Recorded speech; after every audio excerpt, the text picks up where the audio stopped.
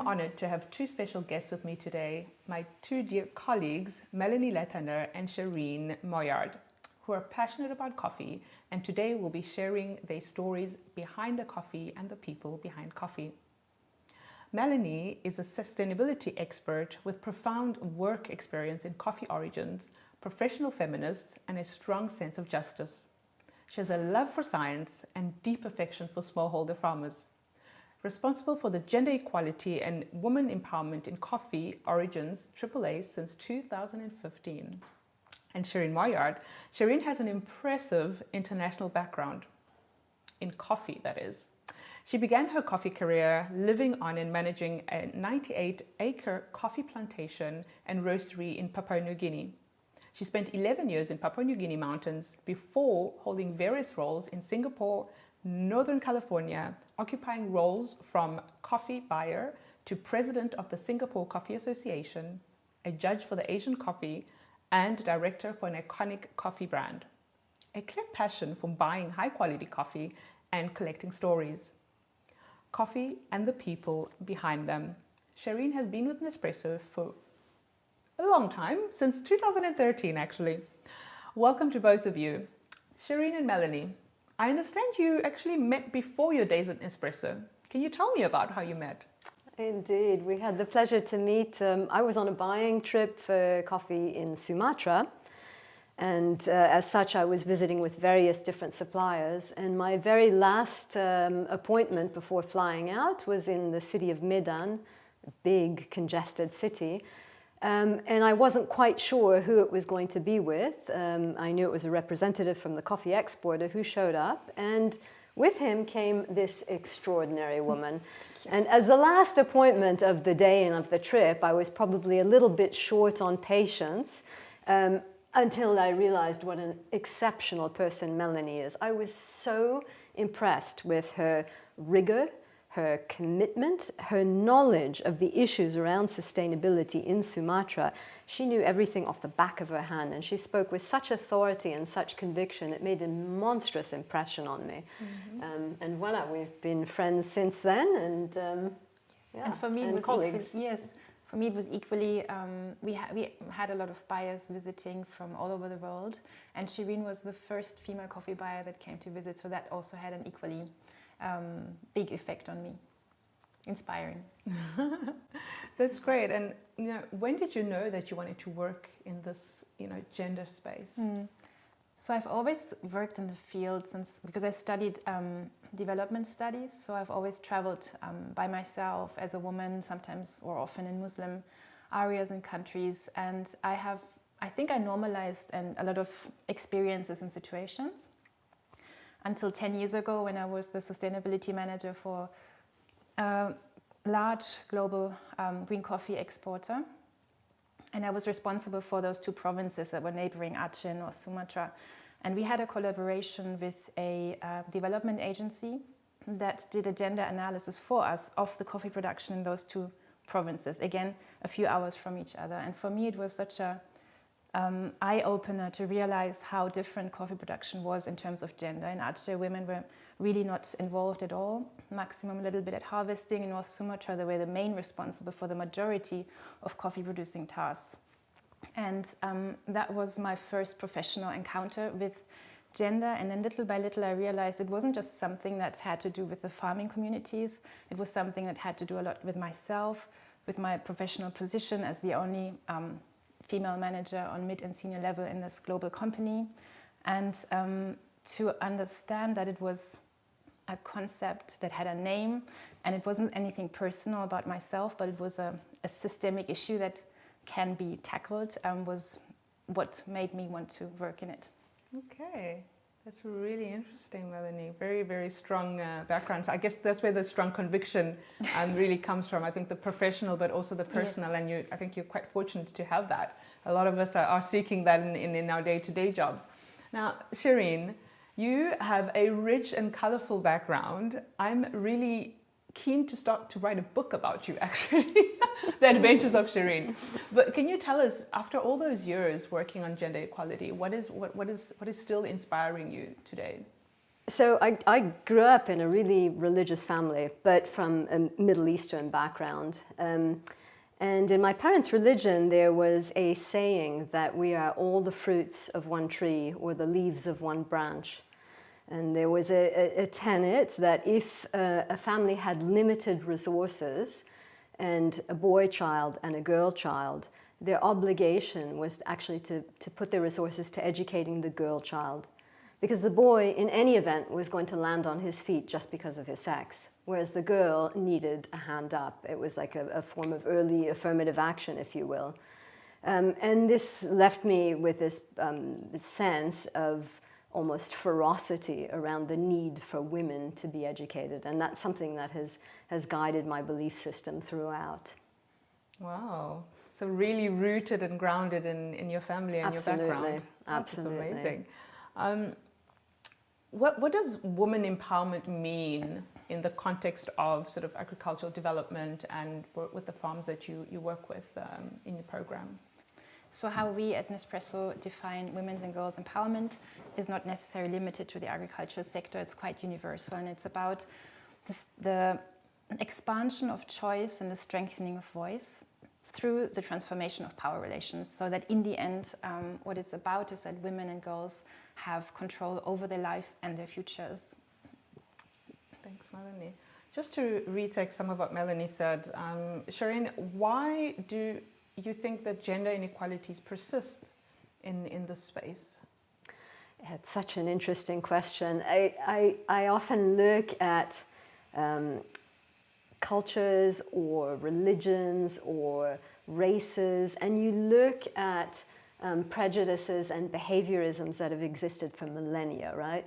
Why do two villages that one is Catholic, one is Protestant, why have they argued for, hundreds and hundreds of years?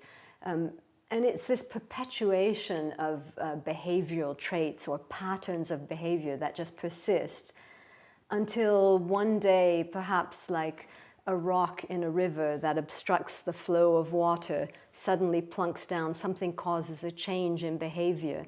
Something says, hang on, the status quo isn't necessarily the way it should go.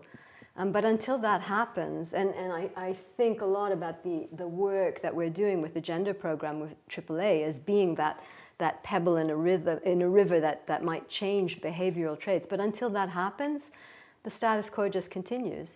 And women continue to be treated as if they're second-class citizens or don't have the right to education, or don't have the right to maternal care, or don't have the right to job opportunities or salaries the same as men.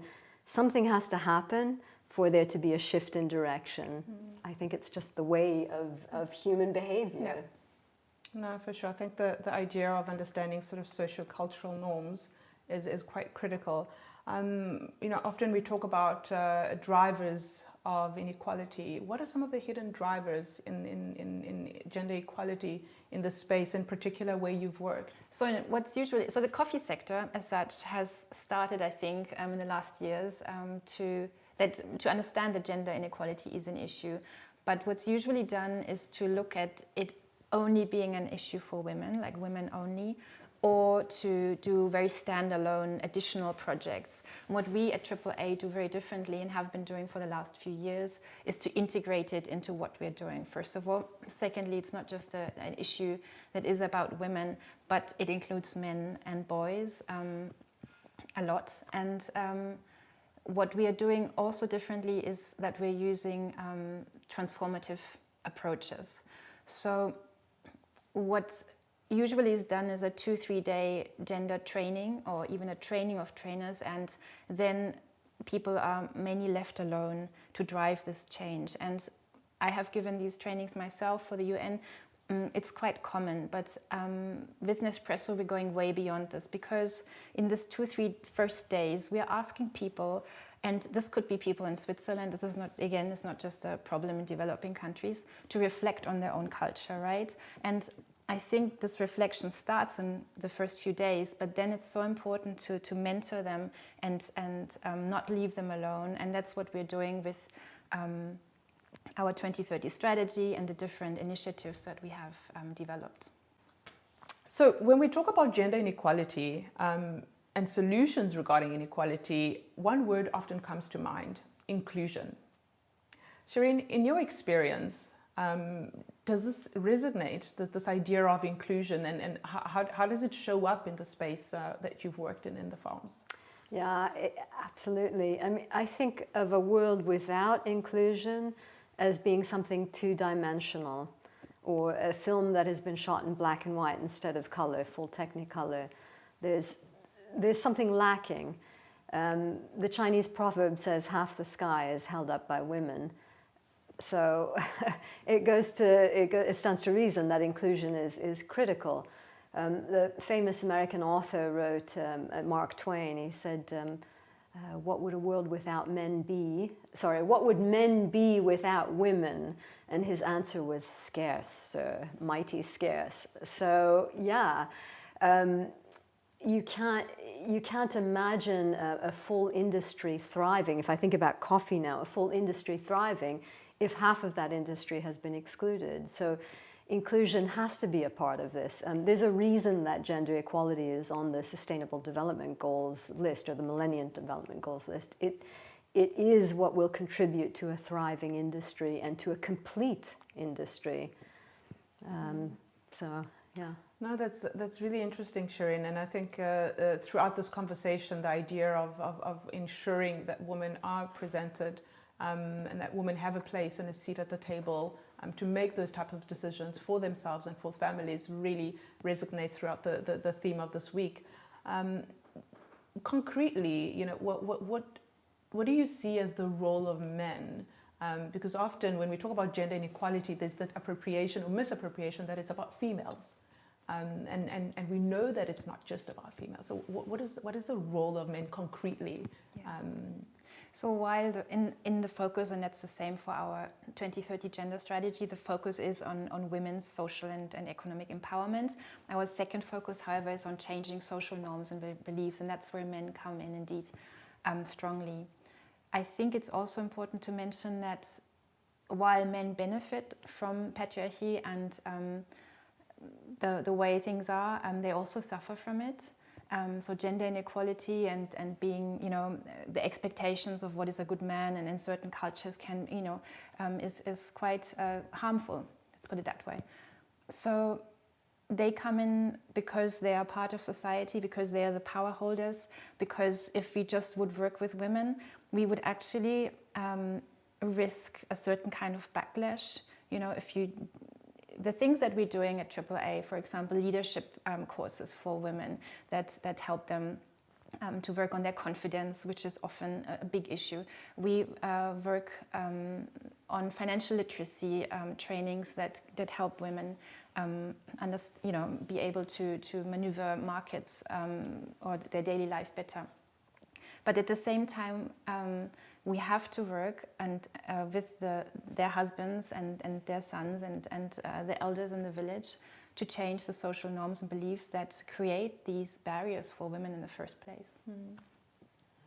Shirin, do you have an example that you can share with us where you've seen that this actually works, to have both men and women at the table and at the so-called empowering trainings that you provide? To me, the most interesting example I've seen of this in the context of what AAA does is this exercise called the Power Walk. It was carried out in Costa Rica first when I was there for a trip and when I interviewed some incredibly interesting women. And the gist of the exercise is that you have a group of people, men, women, young, old, and they all stand in one line. And they're asked a series of questions which they answer in relation to their belief that they would be able to carry out a particular action. So, say you are a 16-year-old girl, would you feel safe walking home by yourself at night? And if the answer is yes, you take a step forward. If the answer is no, you take a step backward. And at the end of this training, you ended up with, you know, a chessboard, if you will, a grid where people are positioned in all different markers on the grid, which goes to show how different people have different capacities or feel differently about what they can or can't do, and therefore are advantaged or disadvantaged in the carrying out of their work as a function of those beliefs and that level of self-confidence. it was so, to me, it was so simple, yet so visceral, because you can see it right then and there, where a woman feels herself to be versus where a man feels himself to be. So yeah, astonishing exercise, and that's run through the gender program. Yes, exactly. That's part of the gender learning program that we roll out for all our agronomists everywhere. And the first series it's a module of a participatory workshop that I mentioned earlier that consists of a lot of these exercises that make privilege visible and feelable, if you will. So yeah, and that's the part of the reflective journey that I also mentioned. So what we are doing is, you know, when you talk about good agriculture practices or pruning or whatever, you can do a few hours or a day of a training. It's a body of knowledge that's transferred, right? And then you can practice it. That's fine. But with gender or social change per se, I think it's not the same kind of learning. It has to come from within. It has to be reflective. It has to be internalized, because otherwise I don't think it's going to be sustainable in that way. And that's what we're doing through this learning program. That's why it takes so long, and that's why it's so comprehensive. And again, no one else does this in coffee, or I think in agricultural value chain. Again, I think that the importance of not staying at the surface, but really going in deep and dealing with those root sort of causes and in providing the solutions. So I think that's excellent work. And if I may add, sorry. Absolutely. So we've had participants, and you can imagine the places where we roll out these trainings, right? We're talking about very strong patriarchal cultures like Colombia, Mexico, etc. We've invited suppliers, we've invited our own staff. We've had a lot of men sitting in there very reluctantly, right? But we have had a lot of men, middle-aged men coming out of this training saying, this has changed my life. I have to call my wife. This has changed my relationship to my daughters, to my partner. And I think that's what truly transformative means to us. Yeah, that's amazing. I think I was going to ask about the feedback that you've received, Yes. and I think this is really great, and it resonates with Yes. with what the AAA program is also all about. Is Yes. really going in and enabling communities to be empowered. Exactly. And it's the one problem with this is that we can't measure this, right? How do you measure this? How do you put this kind of empowerment and the ripple effect this has as a male, middle-aged, powerful supplier being, starting a reflective process? How do you put this in a KPI? And it's similar to our female agronomists, how we have put a lot of emphasis, how important it is to have female agronomists. We know from studies, literature, the UN, that they reach out more effectively to female farmers, diversity, etc. But when you see these strong women in Eastern African origins that didn't even have a driving license before they started these jobs, distributing fertilizer, standing in front of a group of elders, village elders and women and young girls looking on from behind and giving trainings and workshops with confidence, we know that this changes societies, but we can't measure it. But yeah, I think that's the thing is, at the end of the day with AAA, of course, we want to do things because they're the right thing to do. We're ethical people, and I'd like to think we do all of this because we're good people. But at the end of the day, our mission is to get a higher supply of good quality coffee. So it was a business imperative that we started the AAA program. And there it becomes particularly important that it is inclusive, because we're only growing, and therefore we need the full collaboration and participation of the communities that we work with. And even if it isn't measurable, ultimately we know that this is the right thing to do. I'm thinking not now in the coffee context, but I read this story of a Burundian woman once from a farming community whose husband basically kept her a prisoner in their shack, locked up, and came out to service when he needed another child or who knows what. And she was only given value in the family when she managed to escape the hut, joined an NGO project that was administered by CARE, I think, on small business enterprises, and started to bring money into the family. When she started to bring money, when she had an economic value, her husband's perspective on her changed completely. Because she was adding in. And I think about the potential of that in all of the communities that we work with. Women have something to add if they are just given their place. It's not a lack of capacity. It's not lesser intelligence. It's not that they can't drive because they're not smart enough or any of these other mythologies. It's being given that opportunity to find their voice and find their confidence. And I think you mentioned something before that sort of made me think, Mélanie, around, well, there aren't KPIs, but I think we need to look beyond KPIs. I think we need to start thinking of impact. And when I hear these types of stories, I hope that we're really inspiring our colleagues to realize that the level of impact that the gender equality program is having on the field is exponential, and there's obviously room for it to go further and reach even more farming communities. I wanted to ask you now, Mélanie, around the AAA's ambition in terms of gender equality. What is the ambition there? What is the vision? Where are we going? So the ambition is quite ambitious. It is to address the root causes of gender inequality, and that is really going beyond, again, what's usually done and what people saw as the status quo of what we can do, maybe. And the two focal areas are women's social and economic empowerment, because often there's a focus on the economic empowerment, but what if you give women diversification of income, extra tasks, and then at home they still don't have a say over how this income is spent. So that's why I think the social empowerment is equally important. And then to change social norms and beliefs, because to us they're really what hold people down. Now that we've spoken about the ambition of the AAA Gender Equality Program, what differences have we seen through this program in terms of, when you compare to others? I know that we're the only ones doing this type of work. Yes. Can you just share some really significant differences? So what's different about the AAA program? We have integrated gender since over 5 years, and so our global ambition, first of all, is that we really want to address the root causes of gender inequality, as ambitious as that might sound.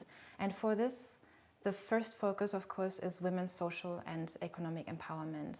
And secondly, it's to change the social norms and beliefs that limit women, but also men, to certain standards. So what we have done a few years ago is we were looking at it. At the time, there was no gender analysis tool that would allow us to have a good understanding of coffee farming communities, enough to roll out a program or project. So they were either too scientific or too superficial. So we developed our own together with partners. We had it peer reviewed by UN agencies such as the FAO, the UNITC, IDH, TechnoServe was a partner in this. So we've really worked with other experts on agricultural value chains, other gender experts, and this gender analysis tool that we developed, we're still using it today. We made it publicly available for other coffee roasters or exporters to use. And it's something that we can roll out in a relatively short amount of time, and that gives us a good understanding of how we could roll out AAA in a way that women and men benefit equally from it, and it even empowers women. So that's the first. And a direct consequence of this gender analysis tool was that we were reminded of the catalytic role our agronomists play. We have around 400, 450 in the field. And while we put a lot of emphasis on having a lot of women in this workforce, we realized through the gender analysis tool how important it was that they in their daily work were gender sensitized, so they can drive this change, that they can first of all identify gender inequalities, and secondly address them. And that's again something that I think makes us unique within the coffee world. And then the third pillar of our gender strategy are very concrete, tangible projects. Again, they're based on an analysis. They're not just random. But for example, in the analysis, if I can mention this example, we did the analysis in Sidamo in Ethiopia, and we were a team of 3 gender experts going in there expecting low literacy rates. But then again, we were quite shocked that of the women that we interviewed, I think over 90% had not finished primary school, and nearly 60% had not visited any school whatsoever. And so for us 3, we were really shocked, and to also see how this influenced so many other aspects of their lives. For example, when we asked, so the gender analysis tool is about interviewing men and women separately from each other and creating this confidence, right? So we asked women, would you prefer a female trainer or a male trainer, or do you not mind? the majority of these women said a female trainer, please, because they can emphasize with our, what they called problems, meaning lack of confidence, not being able to read and write. So this is such important information for us at AAA because it allows us to shape the trainings or roll them out in a way that women can, first of all, participate, that they are confident to sit there, that they can ask questions, that they, actually learn. And that's something that I think, again, makes us quite unique. Yeah. And then last but not least, we have developed last year a gender index that consists of 10 KPI. Again, this is never done in a silo. We always work very closely with other gender and agricultural experts.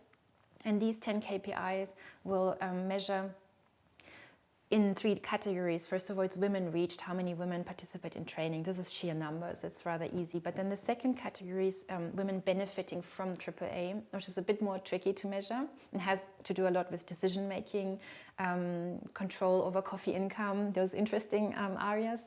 And the third category is women empowered. And that's, for example, we count how many women are leadership positions in cooperatives or in exporting our suppliers, etc. So this is what we are going to do in the next few years, and it's really exciting. And I think we are, from what I hear from former colleagues from the UN,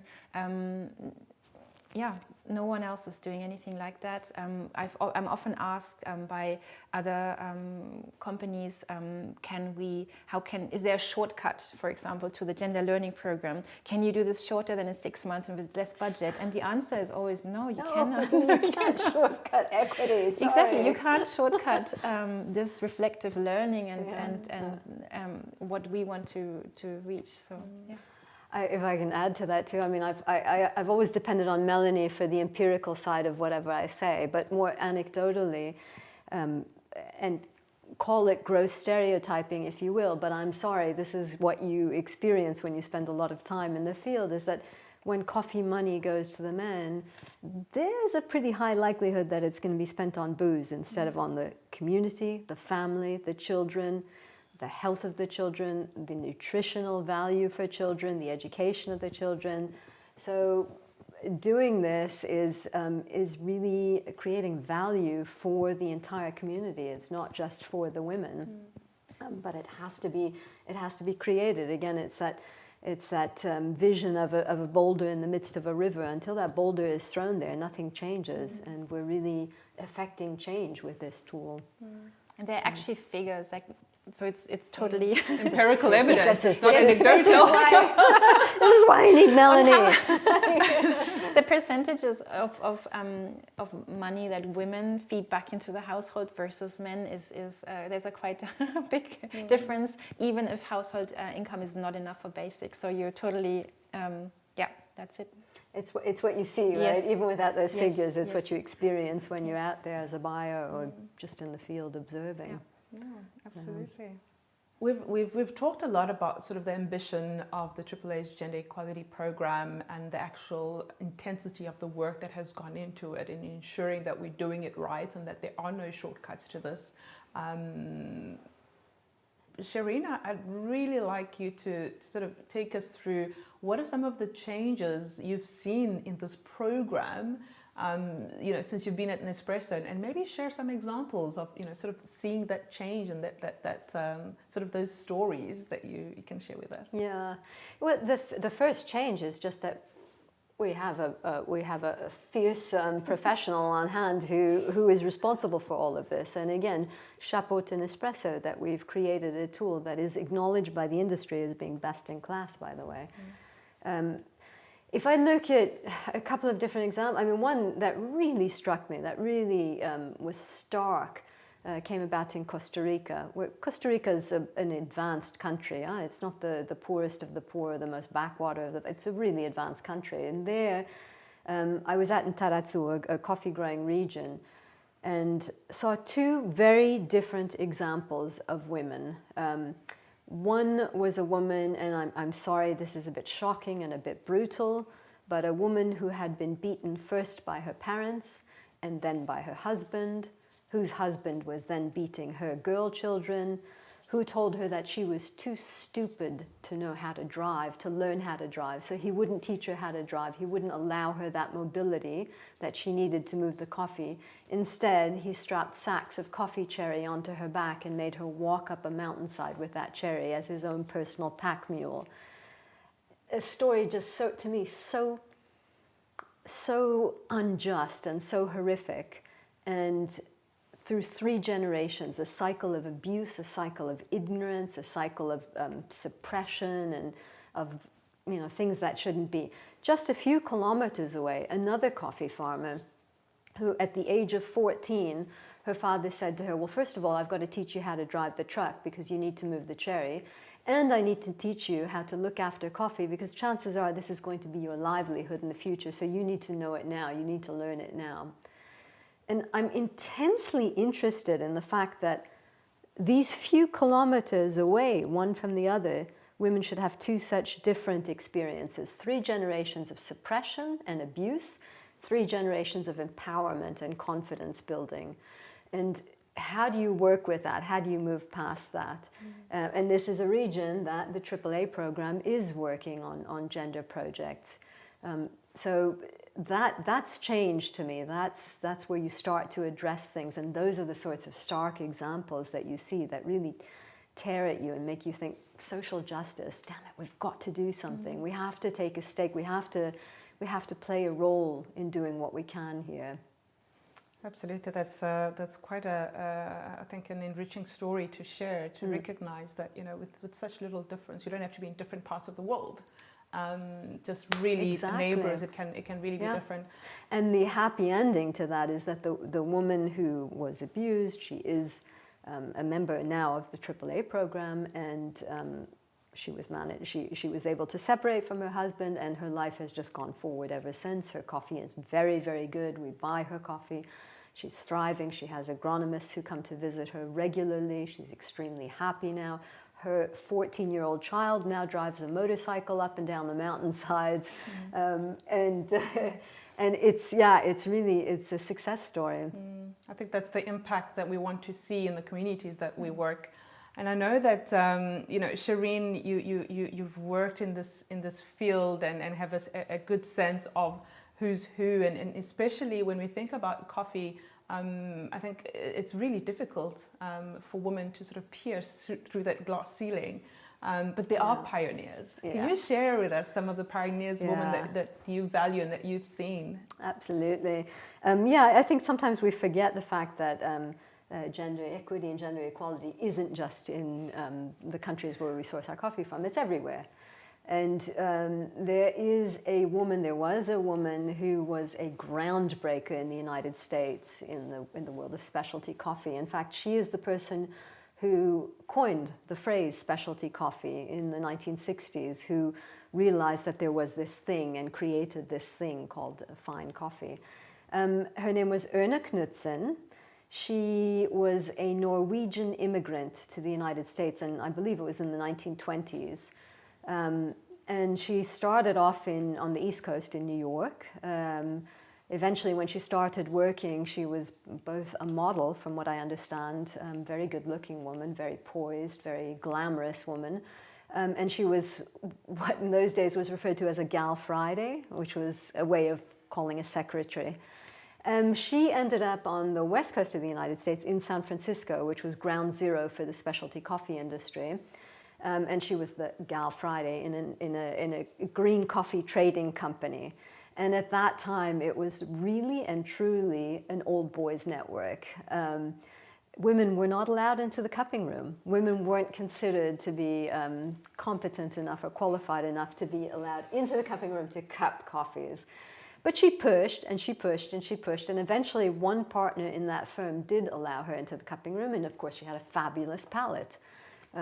Again, one of these things that I don't know if it's empirically true or not, but they do say that women are somehow biologically more attuned to be cuppers because we have to taste poisons to protect our children. Or, I don't know.